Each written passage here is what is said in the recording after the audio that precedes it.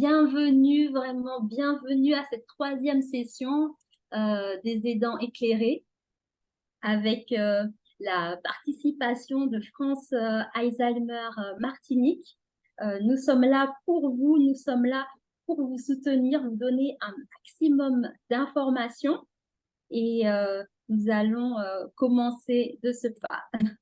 Nous remercions l'espace coworking, hein, l'espace 220 qui se trouve à Trinité et qui nous permet de mettre en place ces webinaires. Alors, vous êtes les bienvenus à cet espace, dans cet espace, si vous êtes du côté de Trinité. Hein. C'est moi, je suis du côté de Trinité. Tout à fait. Voilà. Donc, Au programme. Alors, pourquoi ces webinaires? Et ensuite, deux mots effectivement sur qui nous sommes, pourquoi nous nous sommes voilà, rassemblés pour vous proposer ces événements. Et puis, on va revenir sur la définition de l'aidant. Et puis, nous donnerons la parole à France Alzheimer Martinique qui vont voilà, nous donner des informations sur la maladie et puis sur les maladies apparentées. Parce que bon, la maladie d'Alzheimer, il y a des spécificités. Et puis ensuite, en ligne, nous verrons à qui s'adresser. Et puis, vous serez invité à poser vos questions. Donc, le fonctionnement, je reviens juste sur cette diapo. Donc, pour les questions, vous pouvez indiquer vos questions dans le chat. La modératrice va les relever et à la fin du webinaire, on pourra répondre à vos questions. Alors, ces webinaires s'inscrivent dans le cadre de la Journée nationale des aidants, puisque la mobilisation continue jusqu'au 30 novembre. Et cette journée, donc la date, c'est le 6 octobre, mais jusqu'au 30 novembre, les actions peuvent être mises en place. Et le collectif Je t'aide porte véritablement cette journée pour rendre visible les 11 millions d'aidants, soutenir et faciliter l'accès aux informations et puis faire avancer les droits des aidants et faire reconnaître en fait leur rôle précieux. Et donc, c'est pour ça que Martinique Pratique et Cœur Aidant, voilà, nous nous sommes rassemblés pour vous informer, pour vous fédérer aussi et pour vous donner un maximum d'informations à travers ces webinaires. Nous avons commencé effectivement donc le 6 octobre avec une conférence en partenariat avec la Ligue contre le cancer Martinique. Et puis le 7 novembre, une invitation à la journée détente du SIAD Entraide Montjoly, où nous avons pu parler des ressources que nous proposons et puis parler de notre vécu en tant qu'aidante. Et nous voilà au webinaire Les aidants éclairés. Alors, une série avec 3 webinaires dans le cadre, comme je vous disais, de la Journée nationale des aidants. Le premier webinaire sur les aspects juridiques, le deuxième sur le leadership et aujourd'hui, le troisième webinaire consacré à la maladie d'Alzheimer et les maladies apparentées. Et nous sommes ravis d'avoir l'association France Alzheimer avec nous pour cet événement. Et puis le quatrième webinaire, même s'il n'est pas dans le cadre de la Journée nationale des aidants, mais on est lancé, on est tellement bien lancé qu'on continue pour vous apporter les informations. Alors, qui sommes-nous? Vous nous connaissez peut-être déjà, mais je reviens effectivement sur Cœur aidant. Alors, je suis Cassandre et j'ai été aidante pendant 8 ans auprès de ma mère qui avait fait un AVC. Et j'ai voulu, après son décès, partager ma routine positive. Donc, j'ai écrit un ouvrage, un guide sur l'estime de soi qui s'appelle Aptitude Challenge, comment impulser une positive attitude. Et j'ai voulu aller plus loin et aider, soutenir les aidants.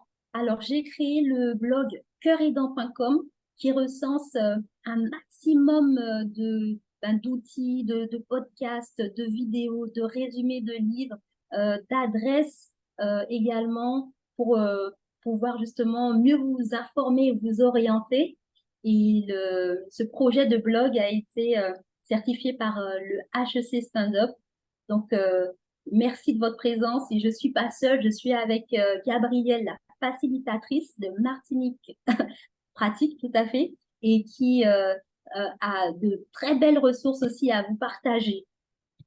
Donc, bonjour, c'est moi, Gabrielle, la facilitatrice de Martinique Pratique. Donc, j'ai été pendant 30 ans de mes deux grands-parents. Mon grand-père est décédé avant ma grand-mère, donc il est décédé l'année dernière. Ma grand-mère a reçu un diagnostic de tumeur au cerveau. Elle est actuellement prise en charge dans un EHPAD.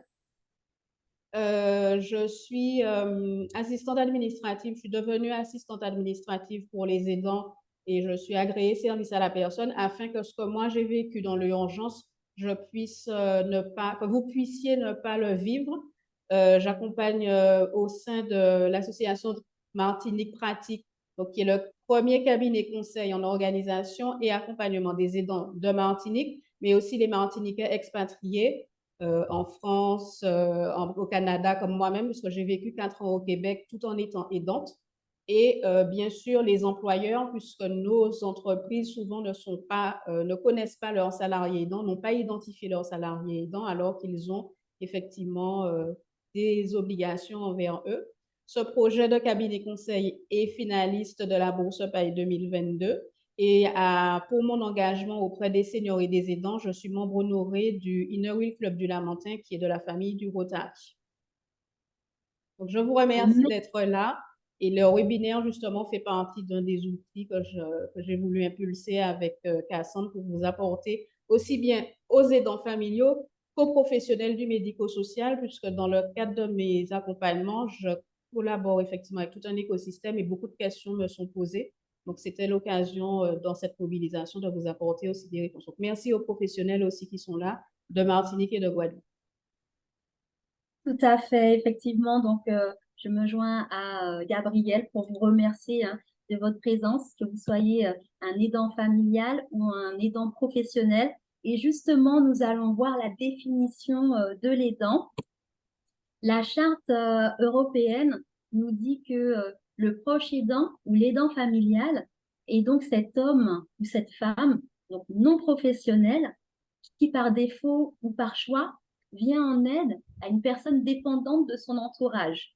Du fait, donc il y a 3 raisons le fait de cette dépendance.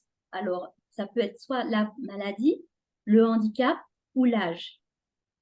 Et pour avoir plus de précision sur les tâches des aidants familiaux, la Charte européenne nous indique que les tâches peuvent comprendre le nursing, le soin, l'accompagnement à l'éducation, à la vie sociale, les démarches administratives, la coordination, la vigilance permanente, le soutien psychologique notamment, et tout ça donc est fait dans le cadre non professionnel, donc souvent dans la sphère familiale ou amicale, mais il y a les aidants professionnels, donc qui eux, justement, ben, comme son nom l'indique, hein, ils ont un diplôme, ils ont choisi cette voie professionnelle et ils apportent donc une aide à des personnes âgées ou en situation de handicap dans le cadre de leur activité donc professionnelle.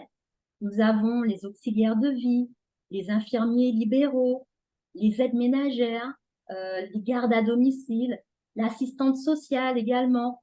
Donc, c'est important de bien faire la distinction pour bien comprendre. Mais on a tous besoin d'informations, qu'on soit un professionnel ou qu'on soit un aidant non professionnel, donc un aidant familial. Je vais vous partager quelques chiffres sur les aidants, parce que nous pouvons tous être aidants un jour. La Martinique, d'ailleurs, et la Guadeloupe font partie des départements les plus vieux de France. D'ailleurs, la Martinique est le premier département le plus vieux de France. Les chiffres de l'INSEE sont sortis. pour 2022. Et puis, une statistique de Guadeloupe, de la Polyclinique de Guadeloupe, 71% des aidants se disent épuisés, ce qui montre à quel point ils ont besoin de soutien. Et c'est justement l'aide et l'appui que l'association France Alzheimer Martinique apporte pour soutenir les aidants. Et nous ne sommes pas seuls, hein, donc nous avons la chance d'avoir des membres du conseil d'administration avec nous, ils sont présents, même si c'est en visio, on est là et on est là pour vous. Donc on remercie donc chaleureusement la présidente, hein, Josette Théophile, présidente de l'association France Alzheimer Martinique. Elle est là, tout à fait. On aura l'occasion de lui donner la parole tout à l'heure dans la partie questions-réponses.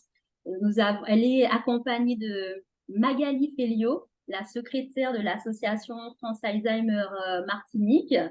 Elle connaît toute l'association, elle a tout l'historique, vraiment, elle pourra vous donner des informations vraiment très précises si vous en avez sur l'association.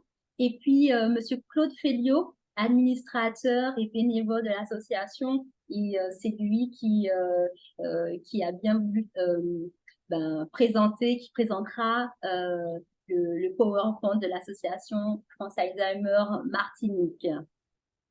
Alors, cette présentation va débuter et je vais passer la main à Monsieur Felliot. C'est à vous, Monsieur Felliot. Bonjour à tous, merci de me donner la parole. Vous m'entendez bien? Oui, très bien. Oui, parfait. Très bien, bienvenue à tous et merci de consacrer un petit peu de temps à un sujet qui nous préoccupe tous et auquel nous, l'association France Alzheimer Martinique, nous consacrons un peu de notre temps et de notre énergie. Donc France Alzheimer Martinique est une association loi 1901. Nous sommes membres de l'Union des France Alzheimer de France, qui est un réseau, qui est une fédération de 101 associations, il me semble, il y en a une par département. Et donc, nous sommes celles qui, pour la Martinique, avons pour mission d'accompagner les aidants familiaux atteints qui accompagnent un malade atteint de la maladie d'Alzheimer.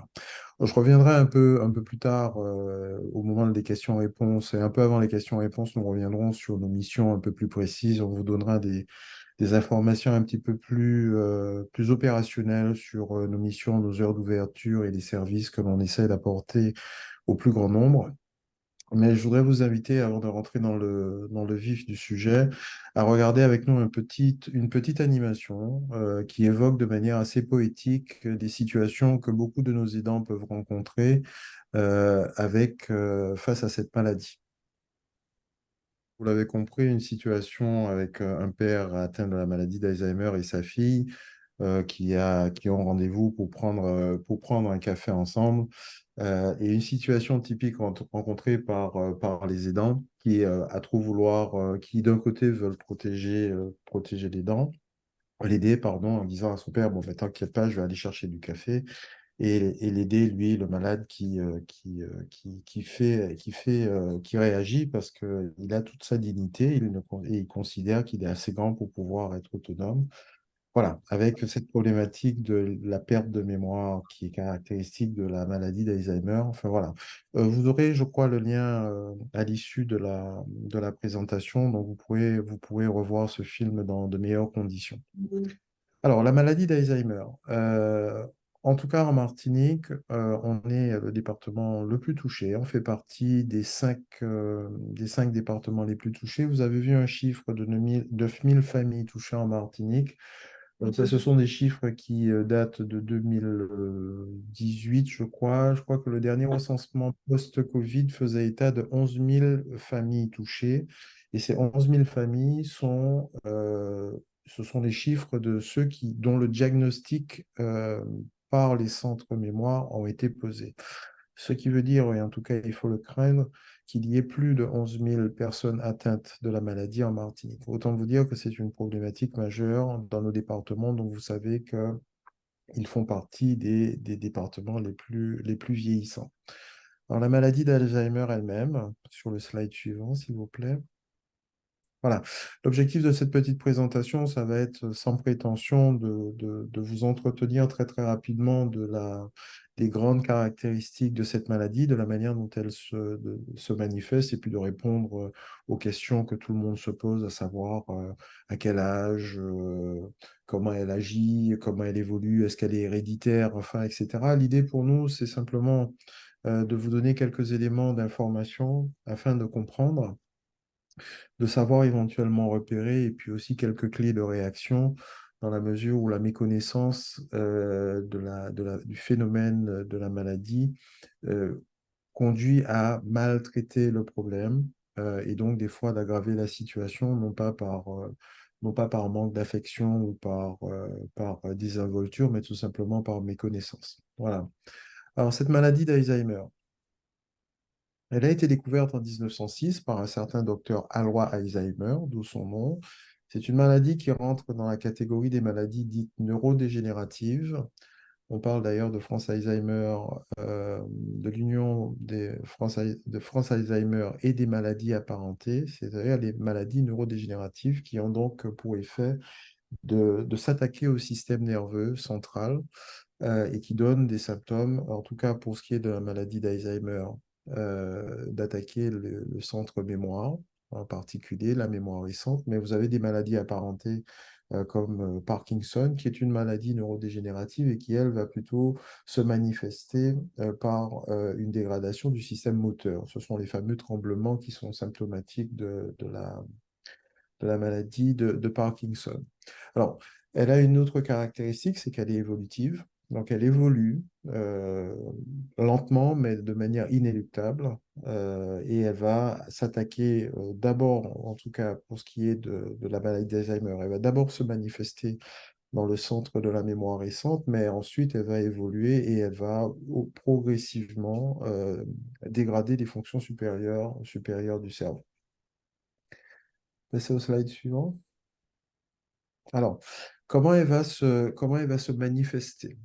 Ça va être d'abord la mémoire récente, comme on l'a dit, donc on va oublier ce que l'on vient de faire, on va passer d'une pièce à l'autre pour faire quelque chose, on va oublier ce qu'on a fait, on va allumer le gaz pour faire chauffer de l'eau et se faire du thé, on va complètement oublier qu'on a laissé allumer le gaz. Ceci dit, remarquez que ce sont des choses qui arrivent à tout le monde. On a tous, à un moment donné, vécu ça, de passer d'une pièce à l'autre avec l'intention de faire quelque chose et arriver dans la pièce, ne plus se souvenir de ce qu'on fait là et pourquoi. Pour autant, ça ne veut pas dire que l'on soit atteint de la maladie d'Alzheimer. Donc, en la matière, j'insiste beaucoup sur le fait qu'il est urgent de se presser lentement quand on a ce genre de petits trous de mémoire. Et il faut véritablement, quand on a des doutes, consulter son médecin traitant pour poser un diagnostic et objectiver la maladie. Parce que vous verrez que les symptômes sont quand même assez commun en fait, et que très souvent, ben, on peut s'inquiéter pour rien. En tout cas, elle va d'abord s'attaquer à la mémoire, mais aussi elle va toucher les capacités à communiquer, donc le langage, à s'orienter des fois. Euh, un peu plus tard, on aura des phénomènes qui sont assez douloureux pour les aidants. C'est le fait de ne pas reconnaître ses proches, son mari, son enfant, etc. On aura aussi la capacité des fois à réaliser, à être multitâche, à faire plusieurs choses en même temps et à exécuter des gestes simples du quotidien dont on ne pense plus tellement ils ont été institutionnalisés, mais qui, avec la dégradation des fonctions du cerveau, vont devenir compliqués, voire très difficiles à mener pour un malade. Alors, parmi toutes les maladies, chaque maladie neurodégénérative a une caractéristique qui lui est propre. On a dit Parkinson, ça va être les tremblements et l'incapacité à contrôler ses mouvements. La maladie d'Alzheimer, c'est la perte de mémoire. C'est le symptôme spécifique de cette maladie. Et dans 75% des cas, elle débute justement par cette perte mnésique, c'est-à-dire cette perte de mémoire. Alors, qu'est-ce qu'elle atteint, cette atteinte mnésique? Ça va être la perte de la capacité à apprendre de nouvelles choses, de nouvelles informations. Ça va être la difficulté à se rappeler les choses, un numéro de téléphone, une adresse, ou les informations qu'on aura apprises antérieurement. Et puis, comme je l'ai dit, c'est une maladie qui est évolutive et qui, au fur et à mesure de son évolution et de sa progression, va attaquer les fonctions supérieures et donc non seulement la mémoire récente, mais aussi la mémoire ancienne. Alors, ça se traduit au slide suivant. Voilà, par des troubles de différentes catégories. Alors, dans les troubles dits intellectuels, on aura donc les pertes de langage. On va oublier des mots, on va perdre les règles de grammaire qu'on a apprises, on aura du mal, on peut avoir du mal à lire et à écrire. Le geste également va être impacté. Bon, voilà, des difficultés à réaliser des actions complexes qu'on avait l'habitude de faire sans difficulté, mais qui vont vraiment devenir compliquées. Et puis cette capacité à la reconnaissance, alors non seulement des personnes, mais ça peut être aussi des lieux, voire des objets. D'accord? C'est une perte de connaissance et de la gnose qui est atteinte. Vous pouvez très bien avoir un malade qui ne sait plus ce que c'est qu'une paire de lunettes ou ce que c'est qu'une fourchette. Pour lui, c'est un objet complètement étrange et dont il aura perdu non seulement le souvenir, mais aussi la fonction. Euh, des troubles visio et spatiaux, c'est-à-dire des pertes d'orientation et des déficits de fonctions dites exécutives. Ça veut dire quoi? Ça veut dire ben voilà, suivre un plan, par exemple, mener une recette et suivre un plan, ou alors avoir des activités intellectuelles abstraites, mener un calcul, faire preuve de jugement, ou simplement de mener des actions qui nous semblent simples et banales, comme simplement raisonner et réfléchir, et conduire sa pensée, vont devenir avec le temps très difficile, voire impossible, et atteindre la perte complète de cette capacité. Donc voilà pour les troubles intellectuels. Vous aurez aussi des troubles de nature psychologique et comportementaux. Euh, on met souvent ça sous le compte du vieillissement en disant que voilà, cette personne, en vieillissant, a un mauvais caractère ou elle devient aigrie, ou etc. Ça peut être le cas, mais dans le cas de nos malades, c'est une vraie maladie. C'est pas une question de changement de personnalité ou que en prenant de l'âge, elle devient de plus en plus aigrie ou elle a de plus en plus mauvais caractère. C'est véritablement la maladie qui va impacter les fonctions psychologiques et comportementales. Et donc, vous pouvez avoir toutes sortes de réactions, soit de l'anxiété, soit de la dépression, ou alors carrément des malades qui deviennent agressifs. Euh, ou qui ont des hallucinations ou des troubles d'identification. Et vous voyez bien que ce sont des symptômes, donc des manifestations de la maladie qui peuvent être assez troublants parce que ce sont des choses qui peuvent arriver à tout le monde. Donc c'est pour ça que là encore, j'insiste sur le fait que c'est important quand vous avez des doutes, que vous voyez que les gens changent de comportement, qu'ils ont des pertes de mémoire récentes, etc. Ça peut être la maladie d'Alzheimer, comme ça peut ne pas l'être. On a tous, à un moment donné, on est tous passés par des moments de baisse de morale. On peut avoir des périodes où on n'est pas forcément de bonne humeur et on peut être assez agacé, voire contrarié, etc. N'y voyez pas systématiquement une manifestation de la maladie d'Alzheimer. Pour autant, si vous observez que c'est un phénomène qui est récurrent et qu'il y a manifestement un changement de personnalité, de comportement par rapport à la personne que vous connaissez, là encore, rapprochez-vous de votre médecin traitant qui vous réorientera vers les diagnostics mémoire de manière à ce qu'on puisse objectiver les choses. Voilà. Donc, parmi les troubles psychologiques et comportementaux, on va aussi avoir des choses comme des troubles du sommeil, de l'alimentation ou de la sexualité. Alors, un des phénomènes aussi que l'on connaît et qui est aussi symptomatique de la maladie d'Alzheimer, c'est la déambulation et la problématique de l'errance. D'accord? Qui est récurrent. On a régulièrement voilà, des, euh, des malades qui vont prendre le chemin pour aller au supermarché ou emprunter un chemin ou un itinéraire qui est connu et en cours de route, ben voilà, vont perdre cette capacité à s'orienter, à se rappeler où ils sont, pourquoi ils sont là, où ils vont et d'où ils viennent. Et on a ce phénomène d'errance qui est un véritable risque pour le malade et qui est une des sources d'angoisse pour les aidants. Parmi les autres troubles, au-delà des troubles psychologiques et comportementaux, je crois que je vous ai tout dit. Voilà. On va passer au slide suivant.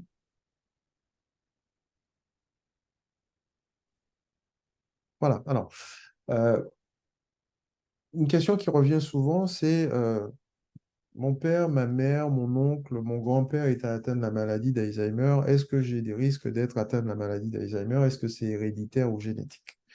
Voilà, la réponse est clairement affichée à l'écran. Non, absolument pas.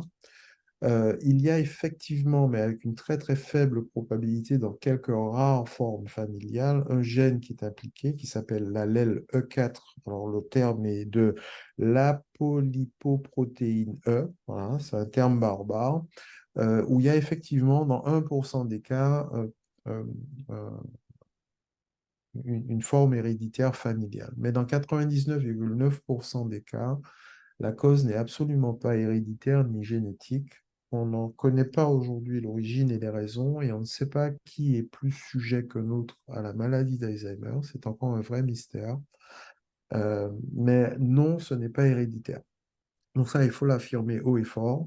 La maladie d'Alzheimer ne se transmet pas de père en fils ou de père en fils, ou de mère en fils, etc., sauf dans de très très rares cas que l'on estime aujourd'hui à 1% des familles qui sont touchées.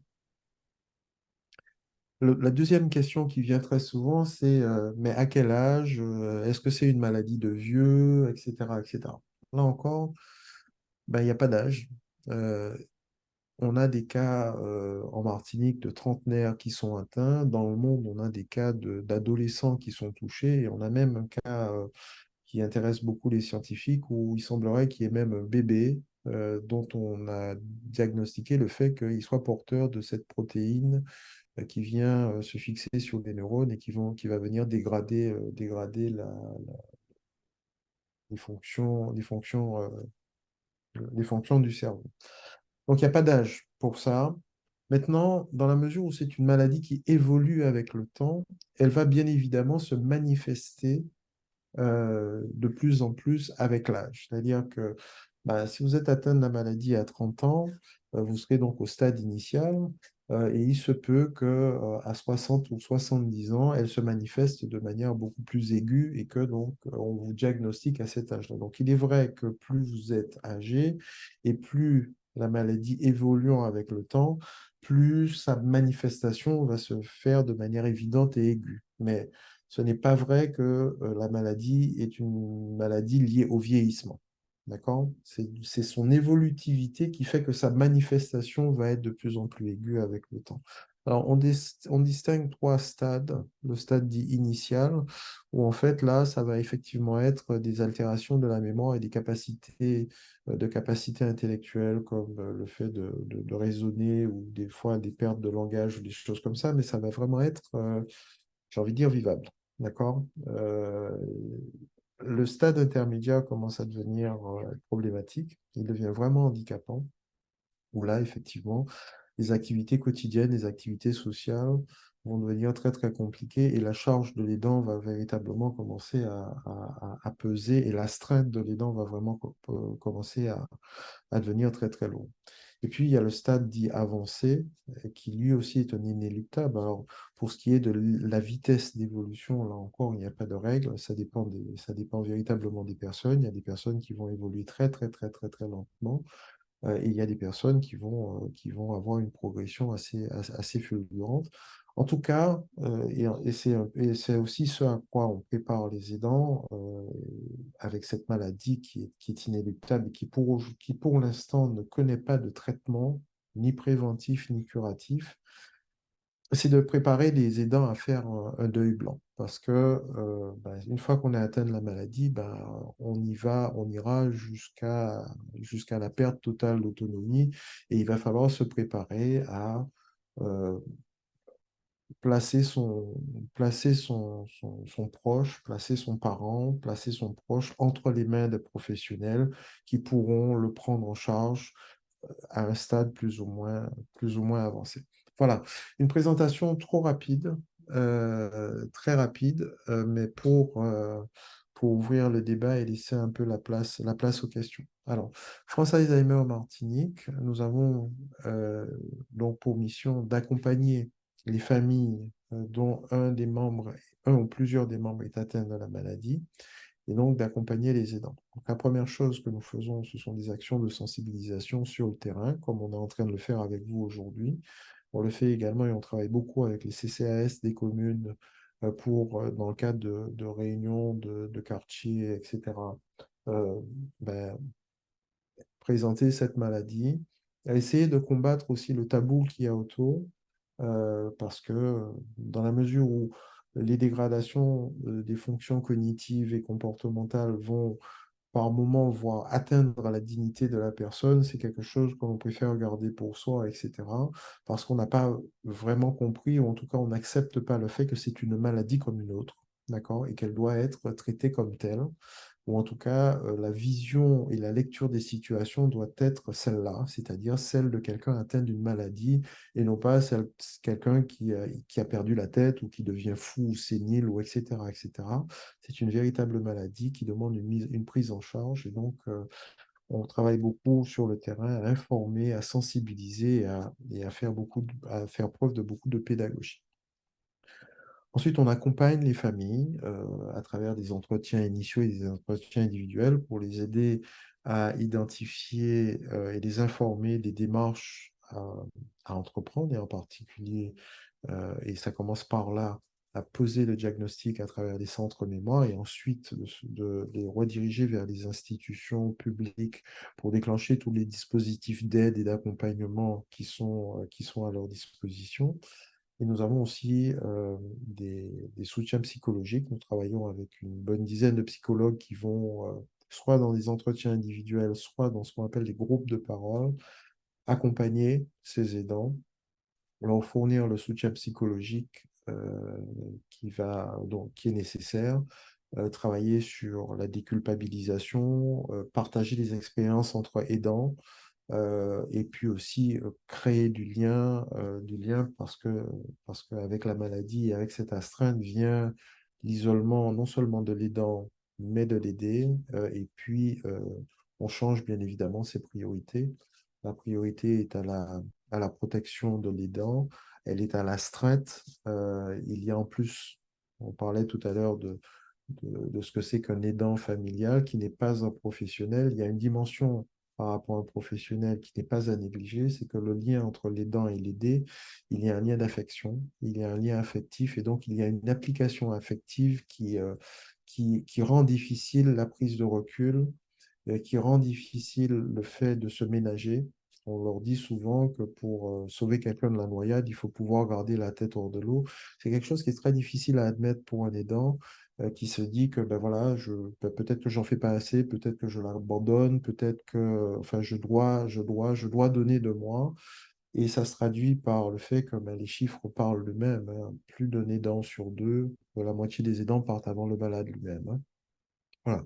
Donc, nous avons ces groupes de parole un peu partout, plus partout sur le territoire. Et c'est le cœur de notre mission, nous avons une formation des aidants.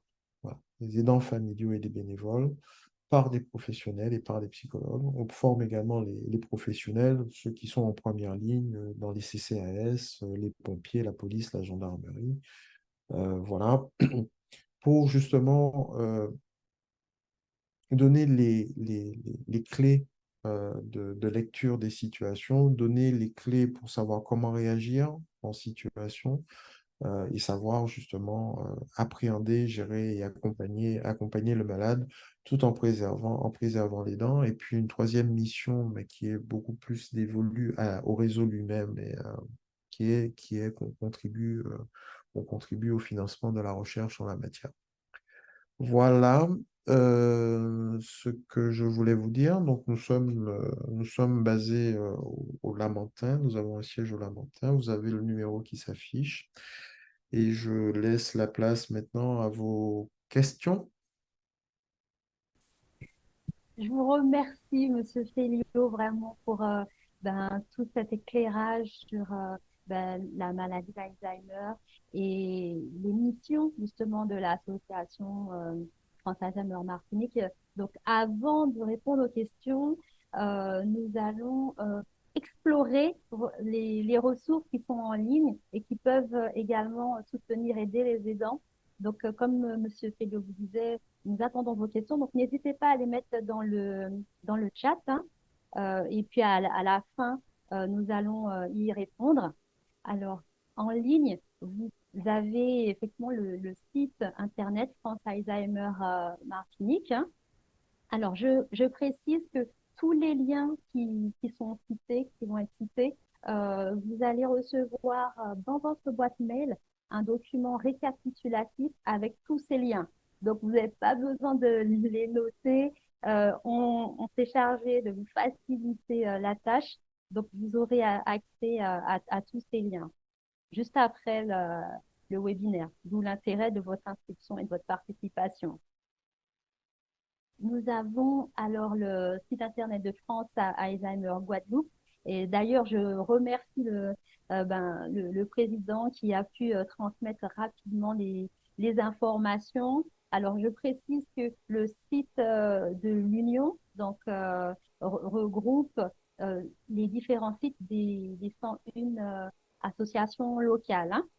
Alors, excuse-moi, Cassandre, on te demande de parler un tout petit peu plus fort, s'il te plaît. Ah, d'accord, de parler plus fort. Oui. Ok. Donc, Parce que je ne l'entends pas du tout. D'accord. D'accord, ok. C'est vrai qu'il y a eu une baisse par rapport au Alors, début. je vais enlever les écouteurs. Je vais Voilà, voir si là. oui, c'est beaucoup mieux. D'accord. Ok, très bien. Je continue comme ça. Alors, donc je disais, alors vous avez sur le site France Alzheimer Guyane également. Je remercie justement donc France Alzheimer Union qui m'a donné des informations plus à jour pour l'antenne de Guyane. Donc, n'hésitez pas à contacter votre association locale. Monsieur Felio en parlait, donc 101 associations locales. Donc, à proximité de chez vous, vous avez une association qui peut vous apporter du soutien, donc que vous soyez en France hexagonale, en Martinique, Guadeloupe, Guyane. N'hésitez pas en tout cas à contacter l'association la plus proche pour continuer à avoir du soutien. Donc, sur le site de l'Union, donc France Alzheimer, il y a un dispositif avec des aides, hein, qu'elles soient financières, juridiques ou d'accompagnement. Et je vous invite à aller explorer. Bien sûr, c'est en complément de l'accompagnement que vous avez auprès de vos associations locales, hein. Et puis, la plateforme téléphonique Allo Alzheimer, euh, qui est tenue par des bénévoles 7 jours sur 7. Donc, c'est le soir, donc de 20h à 22h, heure de Paris, ce qui fait 15h à 17h, heure des Antilles. Vous avez également donc, un compagnon digital. On est dans l'ère de l'intelligence artificielle. On est, nous sommes les aidants éclairés, donc c'est important de voir effectivement donc, les nouvelles technologies. Alors, ce chatbox Alix, alors pour la France hexagonale, il va vous permettre de trouver plus facilement les coordonnées des CCAS ou d'établissements à proximité. Et pour les Antilles, si vous souhaitez effectivement des informations, ce sera plutôt pour les questions, des conseils sur le quotidien. Donc là, vous aurez des informations fiables. Donc, au fur et à mesure, de toutes les façons, il y a donc des mises à jour. Donc, je pense qu'ultérieurement, vous pourrez profiter pleinement des informations donc, de cet outil. Et puis, alors, le blog Cœur aidant également qui est là pour vous avec des ressources, notamment un e-book offert avec près de 70 adresses de liens de répit, de formation, d'entraide, de soutien pour vous éclairer et avec également sur le site, comme je disais, des podcasts, des vidéos. Donc, n'hésitez pas à aller sur le blog coeuraidant.com puisque nous sommes là aussi pour vous, comme l'Association France Alzheimer Martinique et les 101 associations locales, et Martinique Pratique également, qui est là pour vous, en la personne de Gabrielle, la facilitatrice, qui va vous indiquer, vous éclairer sur les précieuses ressources qu'elle met à votre disposition. Alors, merci Cassandre. Alors, effectivement, moi, j'accompagne aussi bien en local qu'en ligne, donc à travers des séances conseils pour pouvoir faire le point sur votre situation et vous orienter dans vos démarches. Je vous assiste aussi si vous en avez besoin.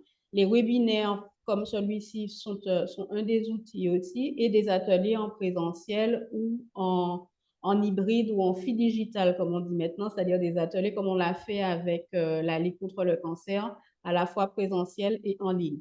Le dossier bleu, donc, comme vous voyez à l'écran, en fait, c'est un kit d'organisation de l'aidant qui vous simplifie effectivement votre organisation quotidienne, les rendez-vous médicaux sur le mois et surtout qui facilite les interventions à domicile. Si vous n'êtes pas là, on ait toujours accès aux informations importantes pour une infirmière qui intervient ou qui intervient, il faut qu'on ait les informations. Donc, vous le laissez en fait à la maison du proche que vous ne vivez pas avec lui.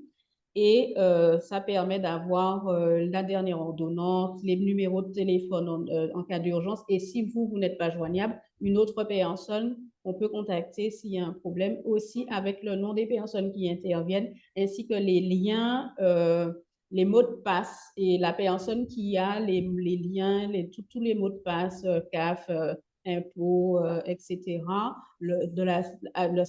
pour aussi la Sécu. Donc voilà, ça permet de vous décharger et voilà. Merci beaucoup, vraiment. Donc, vous voyez que vous avez des ressources à disposition, donc sur Martinique Pratique, Cœur Aidant, et bien sûr sur le site des associations France Alzheimer. Et puis, n'hésitez pas à aller sur place, hein, à contacter les associations. Et vous avez donc cet espace maintenant d'échange pour les questions-réponses. Monsieur Félio, la présidente, Madame Joseph Théophile, Madame Magali Félio, la secrétaire. Et il me semble qu'une psychologue aussi est présente. Je ne sais pas si elle a pu se connecter ou pas, je ne sais pas, mais c'est Elle est normal. présente, elle accompagne donc Avec nous. c'est Cathy Oui, Mansuela. je suis présente. Ah, Cathy Mansuela Louis-Jean et ben, j'attends les réponses, hein. Enfin, les questions surtout, pour apporter les réponses. Alors, voilà. effectivement, on a des questions des gens en ligne posées. Donc, effectivement, alors, Madame Almond a posé plusieurs questions très, très, très, très précises. Alors, la première question, c'est comment anticiper l'errance du malade? Je détaille sa question. Les informations et retours de satisfaction sur les dispositifs de géolocalisation, la montre, le porte-clés, je pense qu'elle fait référence à tout ce qui est téléassistance, effectivement, sont limités en particulier pour les aidants à distance, notamment en métropole. Après recherche, quel dispositif pour France Alzheimer Martinique recommanderiez-vous par rapport à l'errance du malade? Je vais essayer de répondre.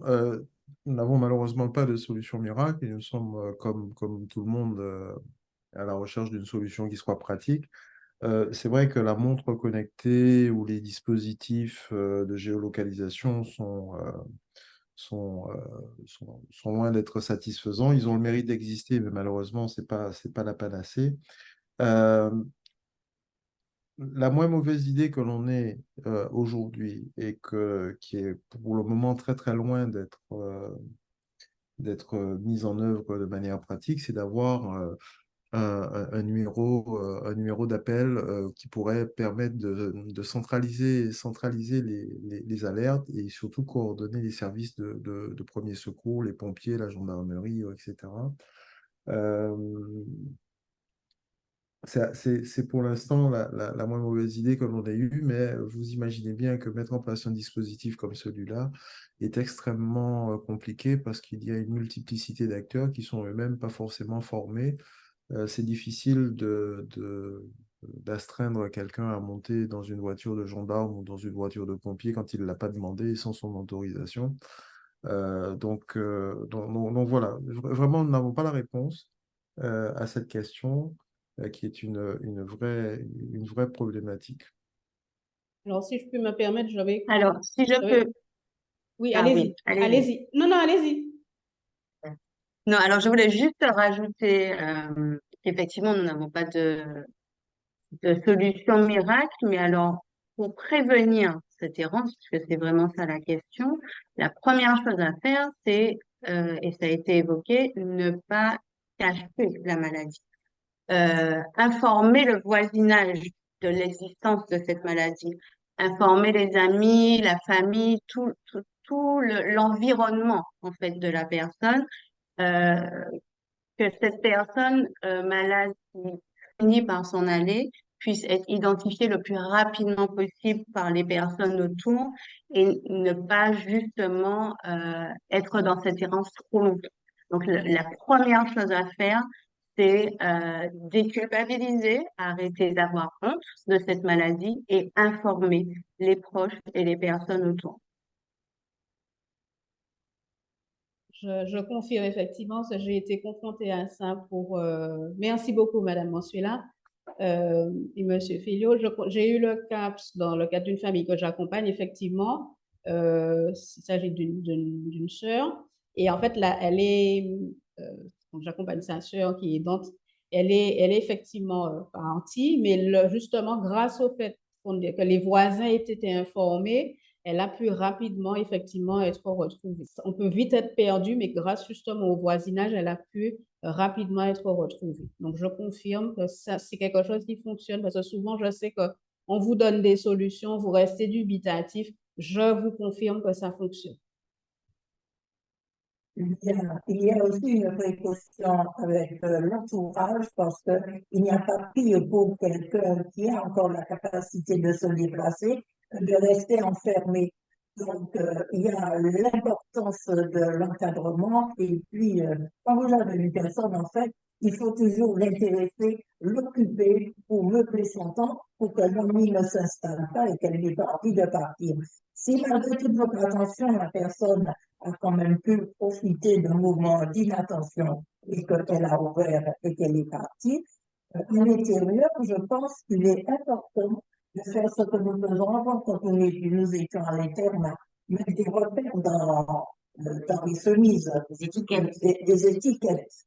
Et ensuite, on a aussi averti l'entourage, ce qui fait que très vite, la personne est identifiée et ramenée à la maison. Autre chose, lorsque le mal est déjà fait, on vous conseille de chercher très vite dans l'entourage, à proximité de la maison, et surtout dans les lieux de vie, les lieux où la personne a connu. Et très souvent, puisqu'il est dans son monde, il ira sur son lieu de travail ou alors à sa maison, à sa première maison. Ce sont des petites pistes qu'il faut vite exploiter. Et sous le conseil de la gendarmerie, je crois qu'il est conseillé, dès que nous avons une fuite de signaler, avertir les autorités. Avertir les autorités parce que plus tôt on aura pris en charge, mieux, enfin, plus les chances de retrouver la personne. Parce que la gendarmerie vous dit que dans toute la population fait les battus, quand ils ont les chiens, le plus souvent, les traces ont été un peu frelatées. Donc, il faut réagir très, très vite en informant les autorités.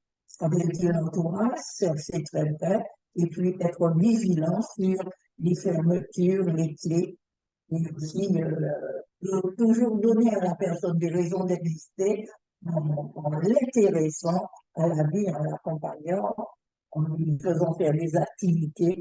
Il faut lui meubler le temps parce que le temps lui paraît long.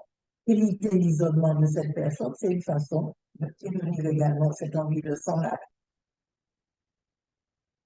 Alors, je continue avec les questions, bien sûr.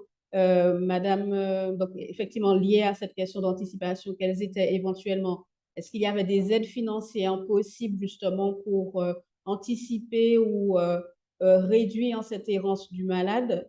Donc, quelles sont les aides financières possibles pour ce type de dispositif coûteux selon le modèle? Je pense qu'effectivement, je pense que là, on passe plus peut-être à la téléassistance. Moi, je sais que ça fonctionne sur un ordre sur certaines formes, existent sur des formes d'abonnement. Vous avez des éléments de réponse à nous donner? Il y a pas d'aide financière qui peut éviter l'erreur. D'une façon générale, il y a un certain nombre de dispositifs au niveau du département pour aider la famille dans la prise en charge une fois que le diagnostic est fait. Mais une aide financière propre à l'errance, non. Justement, c'est ça qui est peut-être un des combats de France Alzheimer, essayer de réduire le reste des frais à charge dans la famille. Parce que tout dispositif que vous mettez en place, en fait, les frais, à part les soins médicaux, tous les dispositifs comme l'inscription d'accueil de jour, l'abonnement pour la montre connectée, tout ce que vous mettez autour du malade sont des frais qui sont à charge de la famille. Ceux sont pris en charge les frais directement médicaux, après le diagnostic. On propose donc une ordonnance où elle a droit à des soins infirmiers.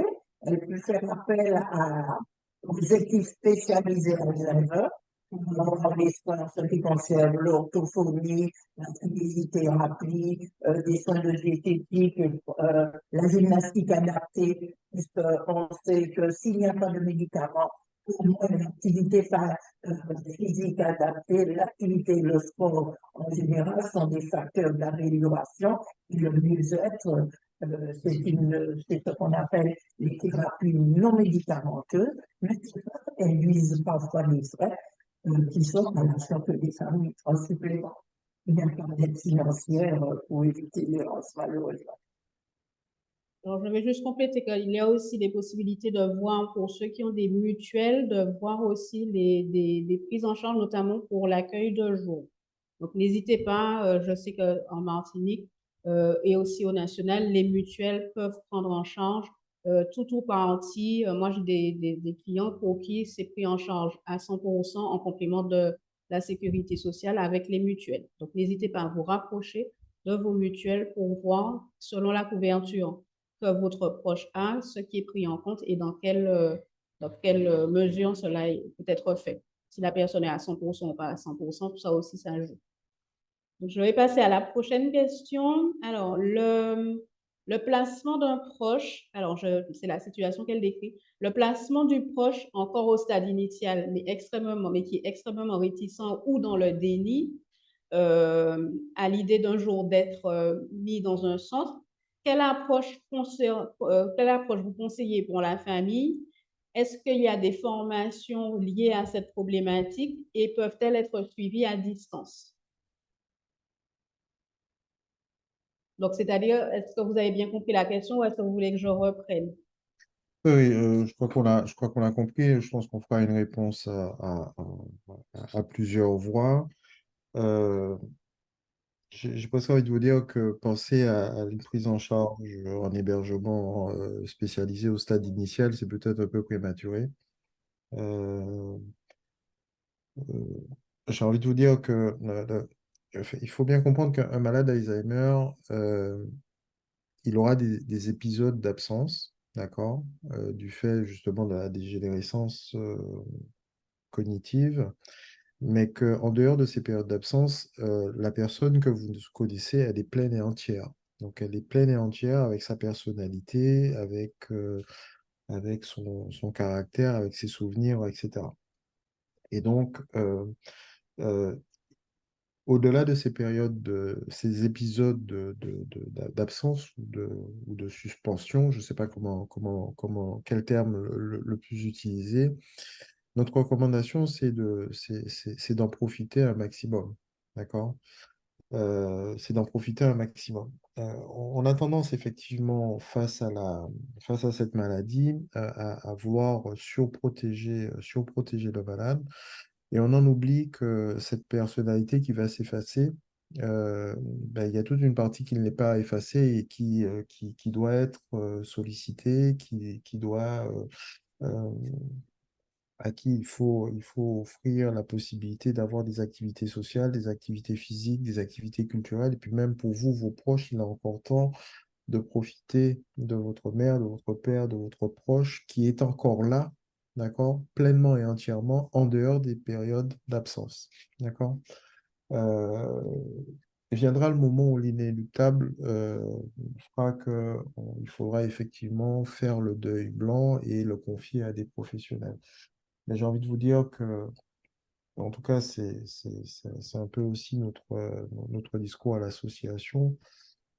Vivez malgré tout euh, ce qui reste à vivre. D'accord? Maintenant, pour ce qui est du placement, je vais laisser, du placement lui-même, je vais laisser les autres membres de l'association compléter. Merci Merci beaucoup, beaucoup Monsieur Fény. de cette information. Alors, du coup, moi, je vais compléter effectivement cette question. Il y a plusieurs questions en fait dans cette question. La première, si j'ai bien compris, hein, comment faire quand on envisage un placement et que la personne n'est pas d'accord, que la personne refuse, mais d'ailleurs à ce stade des prémices de la maladie, qu'elle ne reconnaît pas. Alors, on ne reconnaît pas la maladie pour plusieurs raisons. Il peut y avoir du déni, mais il y a aussi simplement qu'on oublie, hein, et donc de toute façon, effectivement, la personne peut ne pas être consciente d'être malade, simplement, et de parler de façon prématurée, effectivement, d'institutions, d'EHPAD ou de ce genre de structure peut être très vite mal vécu. Après, notre objectif n'est pas non plus de rajouter de la culpabilité à la culpabilité face à des familles qui parfois n'ont pas d'autre choix, n'ont pas d'autre solution, et qui malgré les prémices de la maladie ne peuvent pas être présents ou n'ont pas, enfin, quelles que soient les raisons finalement. Et dans ces cas-là, la question finalement c'est est-ce qu'on doit forcer? Le problème, c'est qu'on ne peut pas forcer. Les établissements en eux-mêmes n'ont pas le droit de garder une personne contre sa volonté, clairement. Euh, une personne malade d'Alzheimer reste une personne à part entière, comme M. Féliot l'a déjà exprimé. Et, et encore plus, en fait, dans ce début de maladie, et souvent dans ce début de maladie, la personne est encore en pleine capacité de ses moyens. Et donc, du coup, il n'y a pas, par exemple, de protection juridique qui, qui implique finalement que la personne n'est plus en capacité de prendre ses décisions. Si elle vous dit qu'elle ne va pas, elle n'ira pas. Et aucun établissement n'aura le droit de garder cette personne contre son gré. La deuxième question, c'est la question de quoi faire dans ces cas-là. Est-ce qu'il y a des formations pour les aidants, euh, pour les aider à affronter cette situation-là et à mettre des choses en place finalement du coup à la maison, accueil de jour ou trouver en fait des solutions à ça? Oui, l'association de France Alzheimer propose des formations qui sont assez complètes en fait, qui permettent de mieux comprendre la maladie et donc effectivement finalement de mieux gérer aussi à domicile et peut-être de ressentir ce besoin et cette urgence d'accueil en institution plus tard dans l'évolution de la maladie. Donc c'est vrai que c'est important de se former.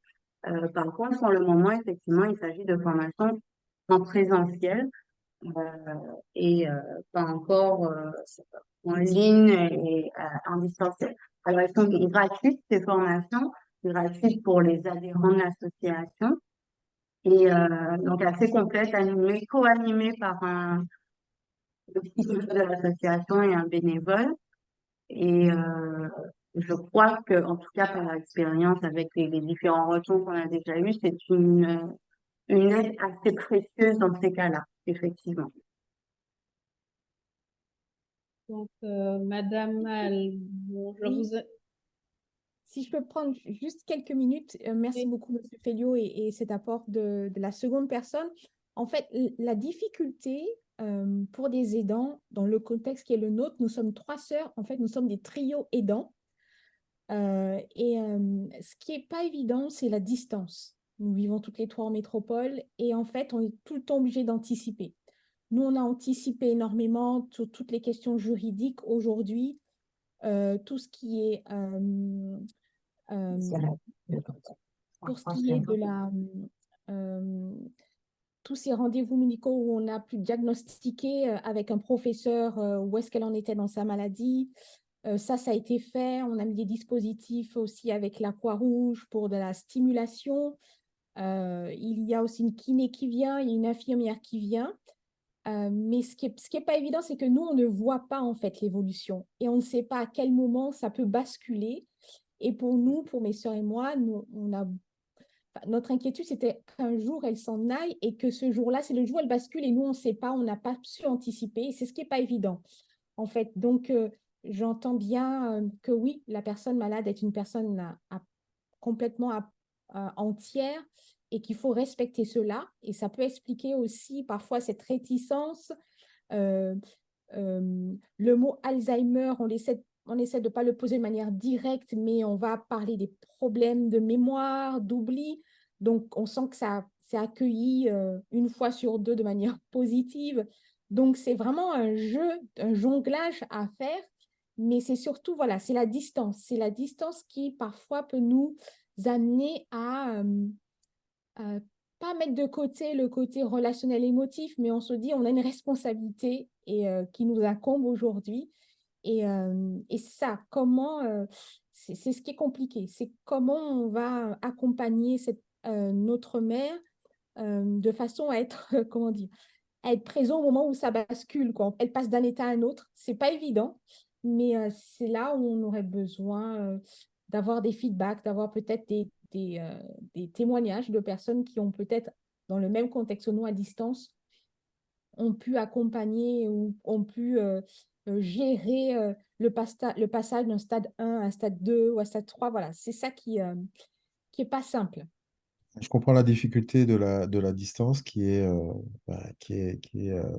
j'ai presque envie de dire insurmontable. Là vous nous posez une colle, hein. Poser une colle parce que c'est sûr que c'est un peu plus compliqué. Je vais vous faire une réponse de Normand par ailleurs. C'est toute la difficulté aussi de la maladie, à savoir qu'il faut arriver à trouver le curseur entre la protection et la sécurité du malade et le respect de sa liberté et de sa dignité. Et les deux étant antinomiques. Comme vous le disait Mansuela, Madame Cathy Mansuela, aucun établissement ne retiendra un malade contre son gré. Bon. Donc c'est effectivement toute la difficulté. Je n'ai malheureusement pas de solution à une gestion d'une problématique déjà très compliquée en présentiel, en distanciel. Alors, c'est ce que j'allais vous préciser. Ce que vous évoquez comme problématique n'est même pas complètement lié au fait que vous soyez 3 sœurs hors du département. Il y en aurait une sur place, c'est sûr, ce serait mieux, mais en réalité, cette maladie, elle est complètement imprévisible. Et même sur place, vous ne savez pas, personne ne sait à quel moment ça bascule. Ce fameux moment dont vous parlez où ça bascule, où ce jour-là, aujourd'hui, elle est un peu plus perdue que d'habitude et elle va vouloir s'en aller, même présente sur place, vous pouvez ne pas voir ce moment-là, vous pouvez ne pas être présente à l'instant T. Donc, c'est une situation qui reste problématique à distance ou pas. Dans votre préoccupation de savoir comment anticiper les choses, de ce que j'ai entendu, vous avez déjà mis beaucoup de choses en place qui me semblent plutôt adaptées d'ailleurs. Si vous envisagez une entrée en institution, que pour l'instant elle n'est pas d'accord avec ça, etc., c'est seulement le temps qui va aussi faire les choses. Et puis peut-être dans cette organisation familiale, essayer de voir si des gens sur place peuvent prendre le relais, si vous pouvez vous déplacer régulièrement pour essayer de, de, de voir un petit peu au fur et à mesure, parce que la maladie, elle progresse de façon insidieuse aussi. Et donc, c'est vrai que c'est au quotidien aussi qu'on voit comment les choses évoluent. Donc, voilà. C'est vrai qu'on n'a pas de réponse, de baguette magique sur ça. Alors, j'ai vu qu'il y a LG, qui est l'une des sœurs, qui est l'une des sœurs de Madame Almond, et qui dit que personnellement, elle a peur que sa mère ne rentre pas. Elle sort de plus en plus, oublie ses rendez-vous médicaux. Alors, j'ai été confrontée effectivement dans mes accompagnements à cette problématique. J'ai été moi-même, comme je l'ai dit, aidante à distance pendant 4 ans. Donc, je rentrais, je n'ai pas pu rentrer pendant 2 ans parce que j'étais en Amérique du Nord. Et quand j'ai été autorisée dans le cadre de mon immigration à retourner en Martinique, il s'est passé 2 ans. Ce que j'ai fait, effectivement, et je le confirme, c'est que j'ai utilisé des personnes relais. Donc, à chaque fois qu'on n'arrivait pas à joindre, parce que même s'ils étaient en couple, mes grands-parents, mais il y a des fois, effectivement, où mon grand-père ne répondait pas pendant 3 jours d'affilée, etc. Donc, où là, des fois, les relais, en fait, c'est l'infirmière qui n'a pas pu rentrer, donc qui donne une alerte, qui fait un signalement pour dire je n'arrive pas à rentrer, monsieur, elle n'a pas pu m'ouvrir. L'autre solution, c'est que j'ai une infirmière qui, à titre personnel pour sa maman, a mis un système de caméra auquel elle avait accès aussi depuis son portable. Alors, ce qui fait que pendant qu'elle pouvait activer un interphone pour rassurer sa maman quand elle la voyait un petit peu perdue. Voilà, donc ce sont des solutions. Je comprends effectivement la peur liée qui est plus importante quand on est à distance, mais c'est vrai que vous avez compris lors des différentes interventions que même les personnes sur place ayant de la famille arrivent quand même à partir. Le risque zéro n'existe pas. Et c'est vrai que, voilà. L'autre chose que moi je recommande souvent, et qui m'a été bénéfique à titre personnel, et qui est toujours, que je recommande toujours, c'est toujours de fonctionner avec le médecin traitant, une personne en qui la suit, on parle de médecin de famille, qui la suit depuis des années, en qui elle a confiance et dont elle aura peut-être une écoute beaucoup plus attentive que ses enfants. Mais pour les formations, vous avez vu que France Alzheimer Martinique n'est qu'une des associations de l'Union des associations France Alzheimer. Donc, n'hésitez pas à voir les associations proches de chez vous, les relais de France Alzheimer proches de votre domicile, pour pouvoir faire cette formation qui vous aidera aussi à comprendre et à mieux aborder la situation déjà d'un point de vue personnel pour vous. Et ensuite, prenez contact avec le médecin traitant, faites-lui part de vos inquiétudes, ayez un échange avec lui ou avec elle et voyez ce qu'il est possible de faire. C'est le médecin certains médecins se déplacent à domicile, peuvent évaluer la situation et savoir à quel moment est-ce qu'il y a et qui recommande le maintien à domicile dans le cadre de l'hospitalisation à domicile. Est-ce qu'il y a une famille d'accueil aussi, c'est possible. Voilà, il y a différentes solutions. Maintenant, comme je vous dis, le risque zéro, malheureusement, n'existe pas. Tout à fait. Et vraiment, merci pour ces échanges riches, pour ces questions-réponses. Le temps file. Malheureusement, je ne sais pas combien de questions il te reste. Gabriel, il y a d'autres questions? Une seule question qui me reste, effectivement. Nous permettez-vous, Monsieur Félio, Madame Mansula, Madame Théophile, de vous poser cette dernière question? Avez-vous encore quelques minutes à nous accorder à cette question ou pas? Écoutez, posez la question, on verra la longueur de la réponse. Mais pour la réponse, vous avez 2 minutes parce qu'on est censé finir à 14 heures et c'est vrai que c'est important pour la bonne organisation qu'on puisse répondre en 2 minutes vraiment brièvement. Mais justement, si d'autres personnes ont des questions, elles sont libres de pouvoir nous les envoyer et on va vous les faire remonter ou ils peuvent vous contacter aussi directement. Rien de mieux que d'aller directement à la source en présentiel. Tout à fait. Voilà, Et deux petites minutes. vous aurez n'oubliez pas qu'on vous a dit que vous aurez les liens avec effectivement les possibilités de contacter France Alzheimer Martinique directement. Alors, la dernière question, c'est auriez-vous plus d'adresses sérieuses concernant les lieux de colocation, je pense aux colocations seniors? Malheureusement, j'ai été confrontée, c'est la question, c'est la suite de la question. Malheureusement, j'ai été confrontée au silence malgré les demandes d'information. Ah mon Dieu, ça va être long. Alors, il y a Prenez la tâche. Prenez la 2 tâche. minutes. Écoutez, alors, quelqu'un peut peut prendre la réponse. Ce que je peux vous dire très rapidement, c'est que effectivement, c'est un problème auquel on est confronté. Il y a tellement peu de structures d'accueil de jour, d'unités renforcées en EHPAD, etc., que c'est un véritable marathon auquel nos aidants sont confrontés.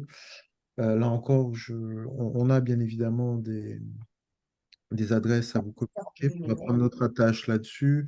Maintenant, est-ce que je peux vous garantir que vous serez à l'abri d'une déception? Je ne sais pas, très sincèrement. On a effectivement beaucoup de retours. Enfin, c'est pas la première fois qu'on entend ça, mais effectivement, on a des adresses qu'on pourrait vous recommander. Mais une fois de plus, la pression est telle sur la demande par rapport à l'offre est tellement en disproportion, en inadéquation que personne n'est à l'abri de ce que vous venez de vivre, madame. Voilà, malheureusement, je confirme aussi, même sur la Guadeloupe, où, par exemple, pour les familles d'accueil, on a on a une liste, hein, effectivement, qui existe au niveau local et même pour la Guadeloupe.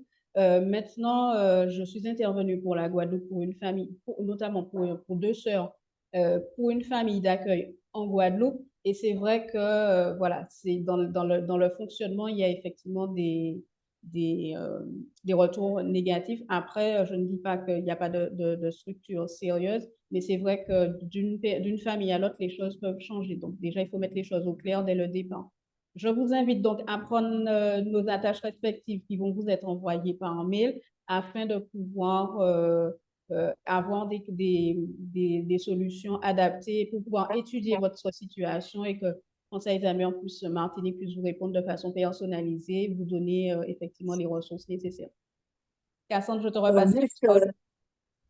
Madame une Théophile. dernière seconde. non, non, c'est Madame Féliot. Alors, Madame Fillot, une dernière seconde. Bien Vous sûr. avez parlé des familles d'accueil. Il y a un petit bémol. Normalement, les familles d'accueil ne sont pas censées accueillir ce type de pathologie. C'est une dérive que l'on voit dans la pratique parce que les structures et puis les structures d'accueil sont insuffisantes. Il faut faire attention. En plus, il faut que les familles d'accueil soient agréées. Or, elles ne sont pas habilitées à prendre ce type de pathologie. Malheureusement, c'est une dérive du terrain.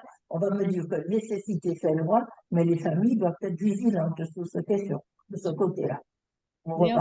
Merci beaucoup parce qu'effectivement, comme moi je fonctionne avec le DACA Puis Santé et que j'ai se confronté à ça, on m'envoie effectivement des noms d'organismes ou d'organismes d'accueil ou de familles qui sont effectivement agréés. Donc, merci beaucoup pour cette précision. Voilà. Merci beaucoup, voilà, pour cette précision et merci vraiment pour votre partage, votre vécu. C'est vrai que on n'a pas forcément les solutions pour chaque cas particulier, mais on avait en tout cas à cœur avec l'association France Alzheimer Martinique, Martinique Pratique, Cœur Aidant, de vous éclairer, de vous apporter des pistes, un éclairage sur la maladie d'Alzheimer et puis les dispositifs qui existent. Alors vraiment, merci de votre présence, merci de votre fidélité. Normalement, dans vos boîtes mail, vous avez reçu donc le PowerPoint avec également la liste des ressources, de tous les liens Internet qui ont été évoqués durant ce webinaire. Alors, n'hésitez pas à consulter ces ressources et puis à vous rapprocher des associations locales de France Alzheimer.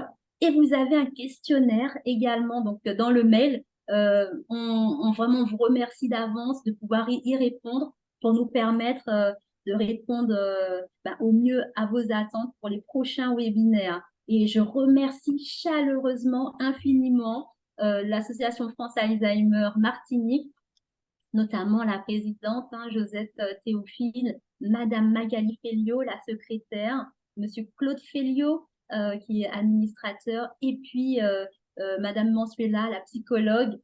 Merci vraiment, votre présence était précieuse pour pouvoir éclairer nos aidants et puis les professionnels du médico-social présents. Donc, merci.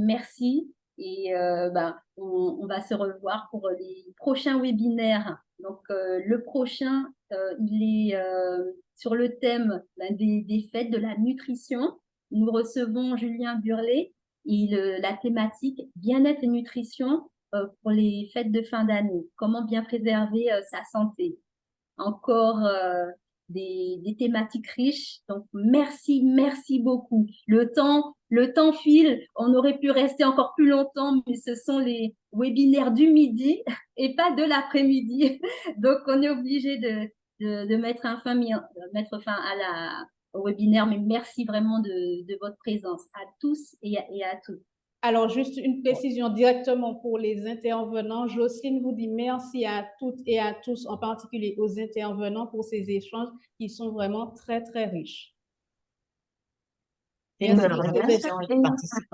Merci pour ces échanges fructueux et bon courage aux aidants. Voilà.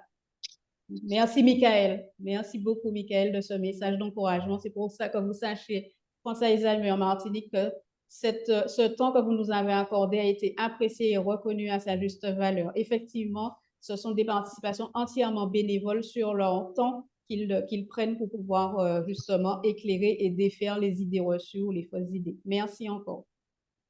Ben, en tout cas, mesdames, merci à vous deux. Merci à vous deux de nous donner une telle audience et pouvoir contribuer à la réalisation de notre mission, dont la première est de sensibiliser le plus grand nombre. Et nous avons été ravis, je pense, je parle au nom de tous, d'apporter notre contribution et les quelques informations qu'on a pu dispenser. C'est avec plaisir. Merci encore. Merci beaucoup.